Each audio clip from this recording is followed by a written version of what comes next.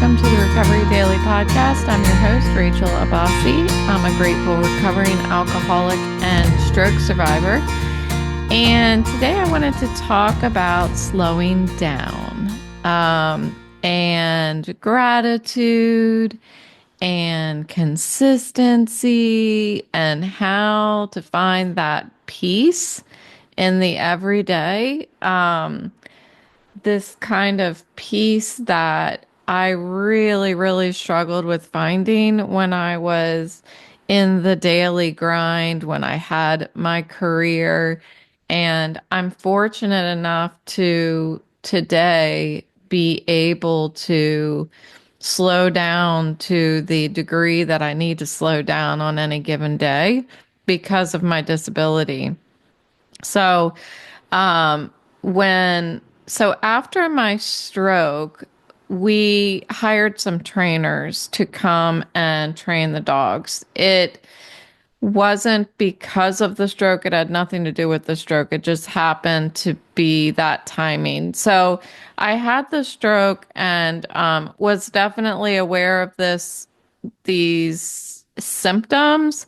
I definitely was aware of the cognitive issues because I had a hard time following the trainers audibly, like, listening to what they were saying and following directions. So all of that was there. But I still had this habit of moving very quickly, wanting to think quickly, even though my cognitive deficit that I'm left with was requiring me to slow down. And that combination of trying to move at a pace that I physically was not able to move at was very frustrating for me.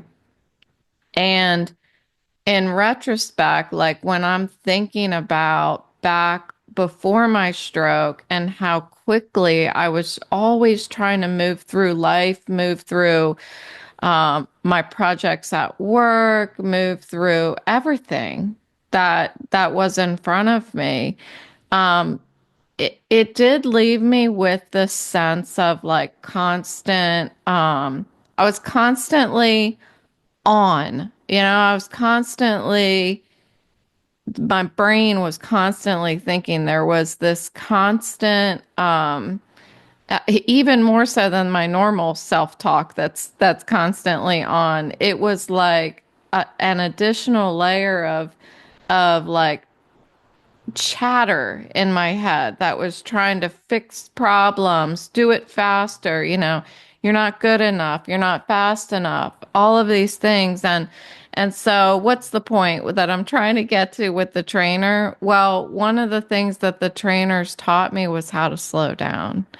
Um, my dog was actually difficult to train because I would not slow down. It had nothing to do with the dog. Okay, she's a little challenging. But one of the greatest challenges was me, and that's frequently what we find when training dogs, I think, is being able to slow down and do it at the pace that the dog needs to learn. And one of the things that I've been training Autumn for the past year is how to not pull on the leash. And I noticed that taking suggestions from the trainer about slowing down, but also realizing that I don't have to run back inside to the computer because there's a meeting that I need to get to or anything like that. Like Autumn gets my time a lot more than I was giving it to her before. So when she pulls on the leash, the way that I had been training her was to stop every time she pulled on the leash. And that kind of training requires a lot of patience. And depending on the dog, it may or may not be effective. It has been fairly effective with Autumn, but she is still always trying to literally push to the end of her rope, push me to the end of my rope. So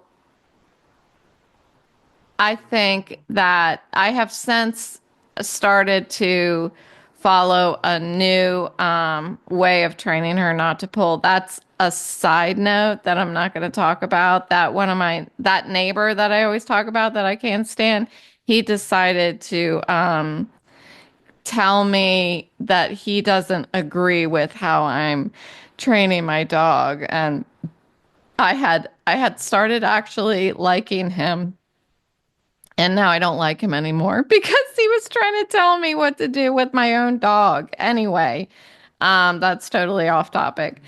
But I couldn't help it because it's really been stuck in my crawl. It happened a couple days ago. So, back to the point. Like, slowing down has helped immensely with Autumn. And that has just been a great lesson for me to introduce the topic of the concept of slowing down in order to like counteract the chatter, the pace of what's going on in my head.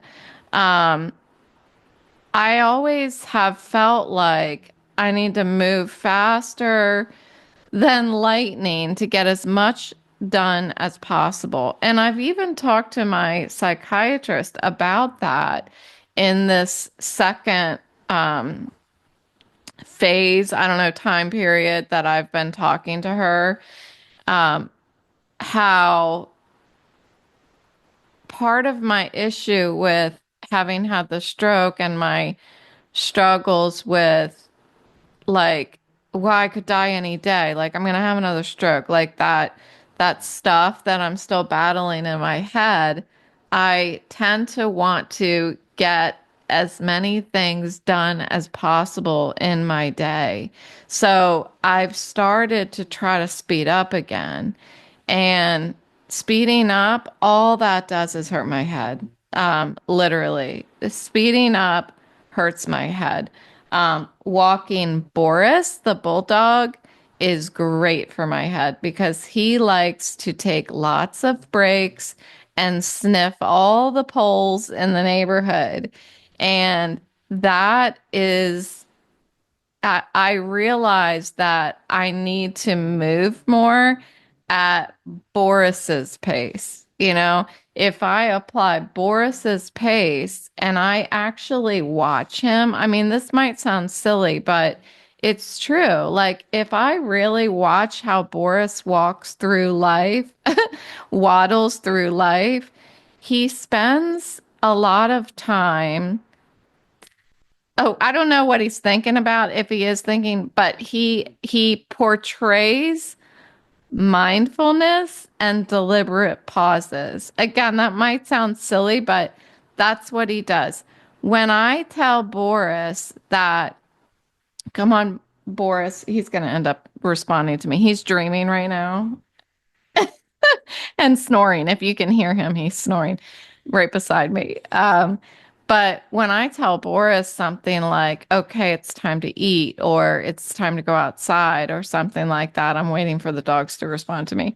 Um, like Autumn will just zoom down the stairs and be at my side before I can even finish the sentence. Boris, however, will sit for, I've counted 1,000, 1,000, 1,000, and then he takes action. And I'm like, that is what I need to do. You know, I need to live life like Boris because he is pausing thoughtfully before he takes an action. And I feel like it mimics that concept of responding instead of reacting. Yes, I want him to react, but that's not the point.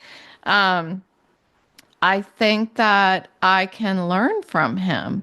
I think that by observing the way that he pauses and slows down, he doesn't even run anywhere, you know? I mean, I feel like all of this sounds so silly, but it really is a great example for me. How I can be more present in my daily activities. One thing that my husband has taught me over the years, I've always noticed how particular he is, how much attention to detail he has, how much he carefully does each task in front of him as if he has all the time in the world.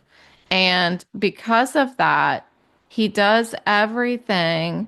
Well, I call it a perfectionist, but I don't know that that's what he is. I don't know that he's a perfectionist.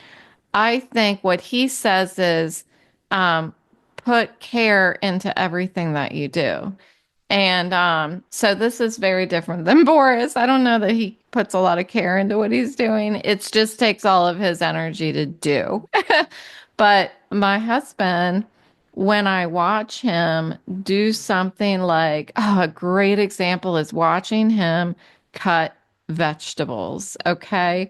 I hate cutting vegetables. I love to cook, but I shouldn't say I hate. I dislike cutting vegetables, specifically onions. But I decided, thanks to my program, that I was going to ask him for help. How can I better cut these vegetables?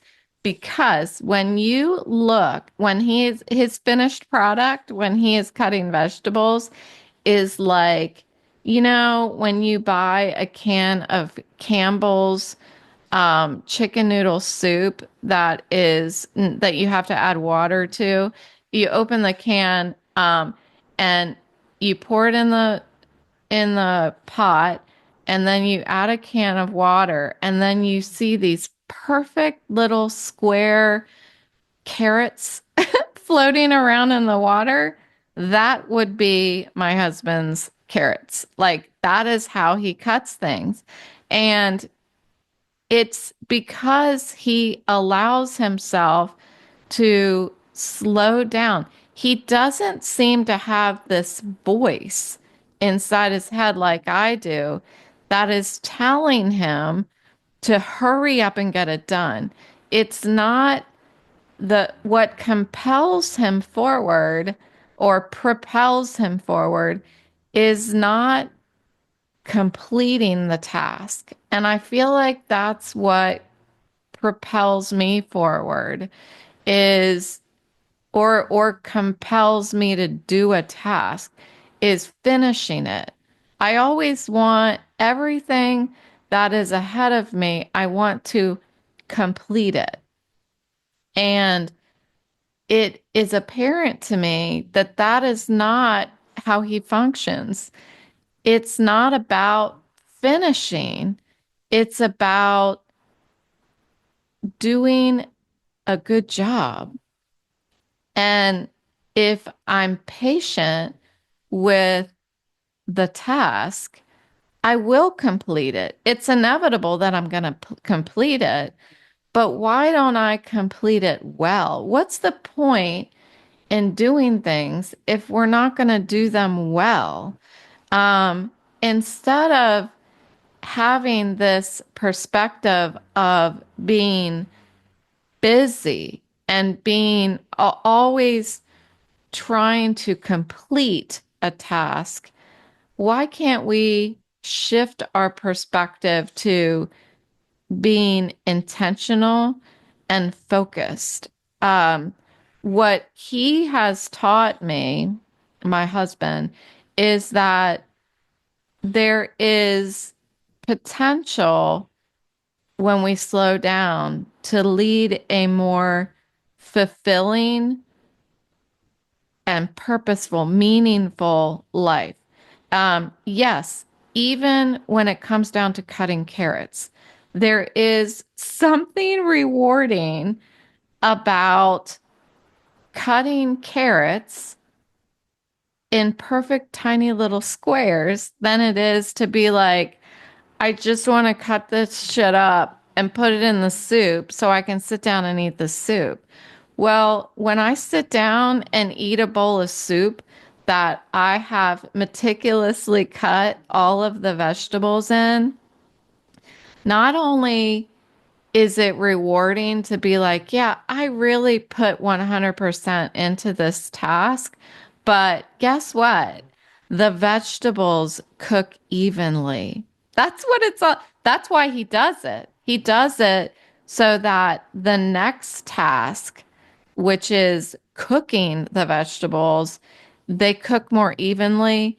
It all tastes better. Like everything that I do today is leading me towards the next thing.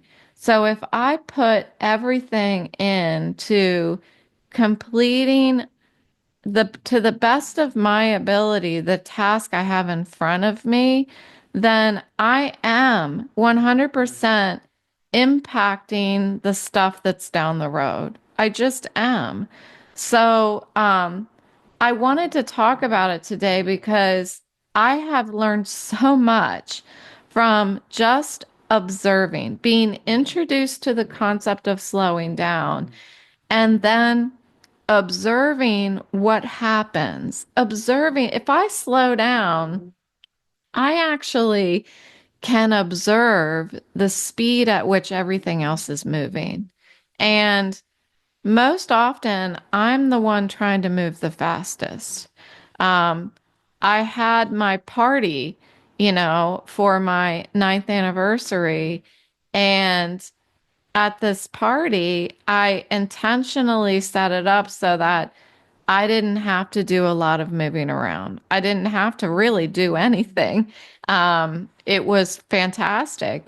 And so what I was able to do was actually sit down and be present and observe. And I have never experienced a party. One of my parties that I was hosting, I've never actually sat down and just enjoyed it and observed my guests enjoying it. So these routines or this idea of slowing down can be incorporated into everything.